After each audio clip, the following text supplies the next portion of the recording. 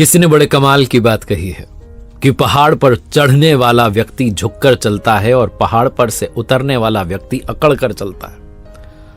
कोई झुककर चले तो समझ जाओ कि ऊंचाई पर जा रहा है और अकड़ कर चले तो समझ जाओ कि नीचे जा रहा है। नमस्ते दोस्तों,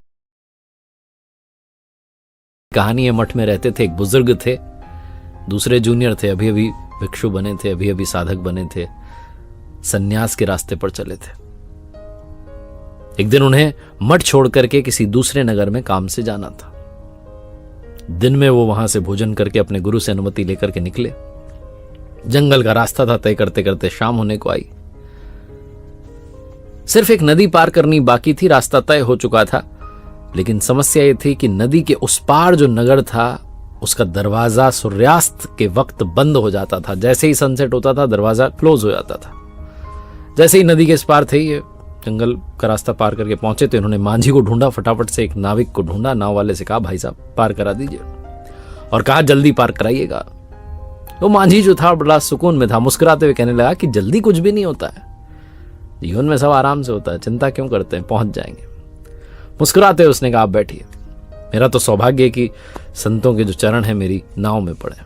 उन दोनों बौद्ध भिक्षुओं को बैठाया और नाव पार कराने लगा। बार बार ये दोनों दबाव बना रहे थे, कह रहे थे स्पीड में चलो, तेज भगाओ, दौड़ाओ, निकालो यहां से। और वो मांझी उतनी सौम्यता से मुस्कुरा रहे थे, उन्होंने कहा अरे चिंता मत करो। जैसे नदी के उस पार पहुंचने वाले थे तो बुजुर्ग ने पूछ लिया, जो बुजुर्ग वाले भिक्षु थे, उन्होंने पूछ लिया नाविक से कि क्या लगता है वो जो सामने दरवाजा दिख रहा है उस नगर का, सूर्यास्त होने से पहले हम वहां पहुंच जाएंगे? क्योंकि अगर नहीं पहुंचे सूर्यास्त से पहले तो दरवाजा बंद हो जाएगा, हम नगर में प्रवेश नहीं पाएंगे, जा नहीं पाएंगे अंदर। नाविक ने कहा अगर आप तेज चलोगे तो नहीं पहुंच पाओगे, धीरे चलोगे तो पहुंच जाओगे। बुजुर्ग और वो जो जूनियर वाले भिक्षु थे दोनों मन ही मन हंसने लगे कि गजब बात कर रहा है, तेज चलोगे तो नहीं पहुंचोगे, धीरे चलोगे तो पहुंच जाओगे। धीरे चलने पे कोई पहुंचा? नदी के उस पार पहुंचे और जैसे ही नाव में से उतरे दौड़ के भग करके चलने लगे, तेज तेज तेज तेज। उबड़ खाबड़ रास्ता था, झाड़ियां थी, पत्थर रखे थे बड़े बड़े।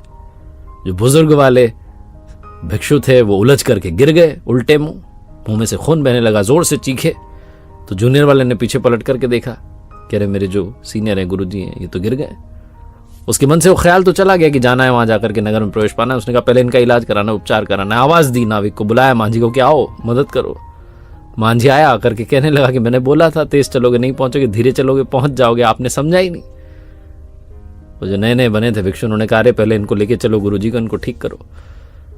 आपकी झोपड़ी कहाँ रहते हैं आप? मांझी अपनी झोपड़ी में ले गया, आदर सत्कार किया, भोजन कराया, उपचार करवाया। उसके बाद कहने लगा कि आप क्षमा करें, आप ज्ञानी बहुत हैं, लेकिन मैं भी आपको ज्ञानी की बात समझा रहा था कि तेज चलोगे नहीं पहुंचोगे। रास्ता उबड़ खाबड़ था, पत्थर थे, झाड़ियां थी, आप तेज भागने लगे। मैंने कहा था ना आराम से जाओगे तो पहुंच जाओगे।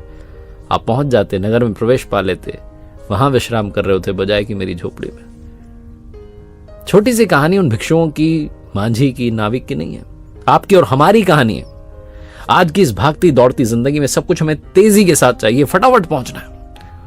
हम भूल जाते हैं कि संतुलन बना के रखेंगे और धीरे धीरे चलेंगे तो रास्ते का भी आनंद लेंगे और मंजिल तक भी पहुंच जाएंगे। लेकिन हम इतनी तेजी दिखाते हैं कि ना तो रास्ते का आनंद ले पाते हैं और ना मंजिल तक पहुंच पाते हैं। इसलिए हड़बड़ाहट जो है उससे अपना पीछा छुड़ाइए और संतुलन के साथ बैलेंस बनाते हुए हर पल को एंजॉय करते हुए जीवन को जीना शुरू कीजिए।